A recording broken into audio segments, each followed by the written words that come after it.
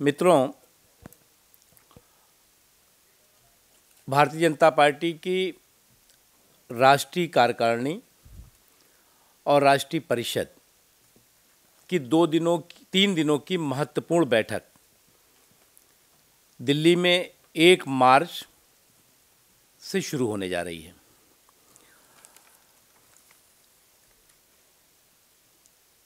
देश के आर्थिक, राजनीतिक, सामाजिक हालात और चुनौतियां, साथ ही कांग्रेस के नेतृत्व में चल रही केंद्र सरकार के भ्रष्टाचार, घोटाले, आंतरिक सुरक्षा, राष्ट्रीय सुरक्षा, नक्सलवाद, आतंकवाद जैसे ज्वलंत मुद्दों पर राष्ट्रीय कार्य समिति और राष्ट्रीय परिषद चर्चा करेगी। सुशासन संकल्प भाजपा विकल्प के मूल मंत्र के साथ भारतीय जनता पार्टी की इन 3 दिनों की राष्ट्रीय कार्य समिति और राष्ट्रीय परिषद विभिन्न आर्थिक, राजनीतिक मुद्दों पर, प्रस्तावों पर चर्चा करने वाली है। इस बैठक में जो राष्ट्रीय कार्यकारिणी की बैठक होगी वो 1 मार्च को सायंकाल से शुरू होगी, जिसमें राष्ट्रीय कार्यकारिणी के सभी सदस्य मौजूद रहेंगे। 2 और 3 मार्च को राष्ट्रीय परिषद की जो बैठक होगी उसमें राष्ट्रीय कार्यकारिणी के सभी सदस्य, राष्ट्रीय परिषद के सभी सदस्य, सभी लोकसभा और राज्यसभा के सांसद, प्रदेशों के सभी पदाधिकारी, सभी एमएलए और एमएलसीज, मोर्चों के राष्ट्रीय अध्यक्ष और पदाधिकारी, प्रकोष्ठों के राष्ट्रीय सह संयोजक और संयोजक, सभी जिलों के अध्यक्ष और महामंत्री, भारतीय जनता पार्टी से संबंधित मेयर और डिप्टी मेयर, जिला पंचायतों के भारतीय जनता पार्टी से संबंधित अध्यक्ष, सभी संगठन मंत्री और प्रदेश प्रभारी और सह प्रभारी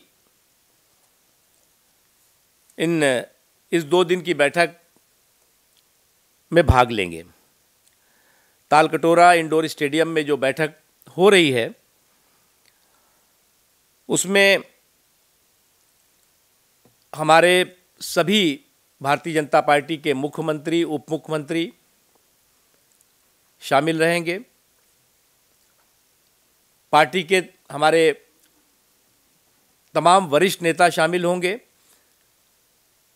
श्री लालकृष्ण आडवाणी जी, श्री राजनाथ सिंह जी,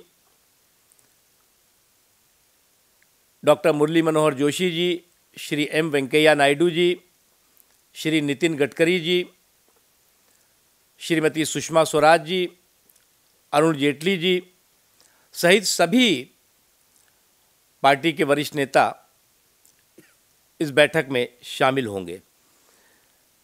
राष्ट्रीय अध्यक्ष श्री राजनाथ सिंह जी के अध्यक्षीय उद्बोधन के साथ इस बैठक का शुभारंभ होगा। 1 तारीख को राष्ट्रीय कार्यकारिणी का और 2 तारीख को राष्ट्रीय परिषद का।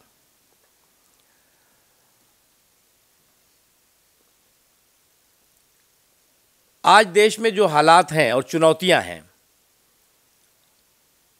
उन तमाम चुनौतियों और हालात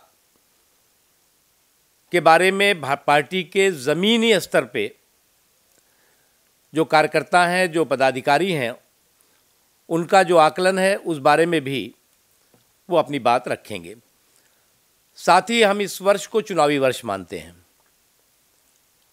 कई राज्यों के विधानसभा चुनाव होने वाले हैं और लोकसभा के चुनाव भी कभी भी हो सकते हैं।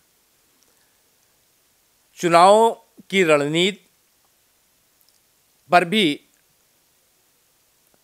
राष्ट्रीय परिषद और राष्ट्रीय कार्य समिति में विस्तार से चर्चा होगी।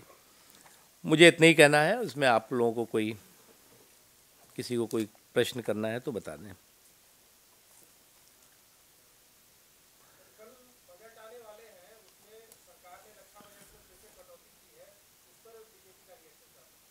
अभी बजट आने दीजिए, लेकिन हम इस बजट को, जो बजट है वो सरकार का विदाई बजट मानते हैं, इससे ज़्यादा कुछ नहीं है।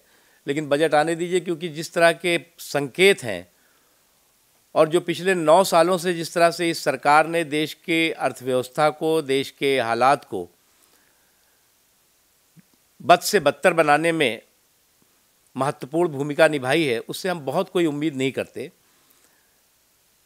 इसलिए बजट आएगा तब उसके बाद कोई उस पर प्रतिक्रिया दी जाएगी।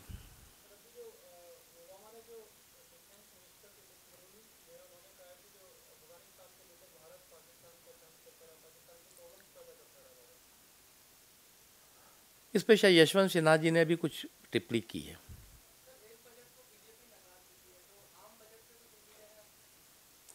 देखिए, रेल बजट तो, अगर रेल बजट को 2 शब्दों में कहा जाए तो ये महंगाई के जंक्शन से कांग्रेस की विदाई एक्सप्रेस थी, इससे ज़्यादा कुछ नहीं। जिस तरह महंगाई चौतरफा बढ़ाई उन्होंने, और इसके इनडायरेक्टली जो है महंगाई बढ़ाने का काम इससे होगा, और आने वाले दिनों में इसका पोस्टमार्टम होगा तो आपको पता लगेगा कि कितनी चालाकी के साथ चोरी चोरी चुप्पे चुप्पे आम आदमी पर बोझ डालने की कोशिश की गई है। हमारे दिल्ली प्रदेश के अध्यक्ष श्री विजय गोयल जी, जो कि पूरी तैयारी वगैरह उसमें कर रहे हैं राष्ट्रीय परिषद की और राष्ट्रीय कार्य समिति की, आप कुछ कहना चाहते हैं तो उसमें जोड़ें। हाँ, एक रिव्यू कमेटी थी कैबिनेट सेक्रेटरीट की, तो उसमें ये पता चला है कि केवल एक दिसंबर महीने में ही होम मिनिस्ट्री ने 10,000 से ज़्यादा फोन कॉल्स इंटरसेप्ट करने और टैप करने का परमिशन दिया था अभी दिसंबर पिछले महीने। देखिए, ये जो सरकार है वो सरकार जासूसी के जेम्स बॉन्डों की सरकार बन गई है। पहले खुद अपने मंत्रियों की जासूसी, फ़ोन टेपिंग, उसके बाद जो है वो अपने सहयोगियों की फ़ोन टेप करने की घटना और जासूसी की बात सामने आती है। अब विपक्षी दलों की। हमारी तो इस सरकार को बिना मांगी सलाह होगी कि जितनी ताकत और जितनी ऊर्जा ये राजनीतिक जासूसी में लगाते हैं, चाहे वो खुद उनके अपने मंत्रियों की जासूसी कर रहे हों, चाहे विपक्षियों की कर रहे हों, चाहे सहयोगियों की कर रहे हों, अगर उसकी 50% ऊर्जा वो इस देश में आतंकवाद, नक्सलवाद, माओवाद और राष्ट्रीय सुरक्षा और आंतरिक सुरक्षा पे लगाते तो देश का भी भला होता और कुछ कांग्रेस पार्टी और इनकी सरकार का भी भला हो सकता था। आज संसद में हम लोगों ने इस मुद्दे को उठाया है और हमारी मांग है कि गृह मंत्री देश को स्पष्ट करें और बताएं कि इतने बड़े पैमाने पर फ़ोन टेपिंग होना, इतने बड़े पैमाने पर जासूसी की घटनाओं की जानकारी होना और तमाम वरिष्ठ लोगों की, तमाम राजनीतिक लोगों की और व्यापारिक घरानों की जासूसी की बातें जो आई हैं, उसके पीछे की मकसद और मंशा क्या है। और सरकार ये कह करके छुट्टी नहीं पा सकती कि हमें जानकारी नहीं है, कोई कर रहा होगा जासूसी। अगर आपके वित्त मंत्री के कार्यालय में जासूसी हो रही हो, नेता विरोधी दल के जासूसी करने की कोशिश हो रही हो, आपके सहयोगियों के यहाँ जासूसी हो रही हो और आप कहें कि हमें नहीं मालूम, तो इससे ज़्यादा नाकारा सरकार नहीं। इसलिए वो ये कहना बिल्कुल झूठ होगा। सरकार की जानकारी में ही सब कुछ होगा, इसलिए सरकार को स्पष्ट करना होगा और आज हाउस में इस बात को उठाया गया है।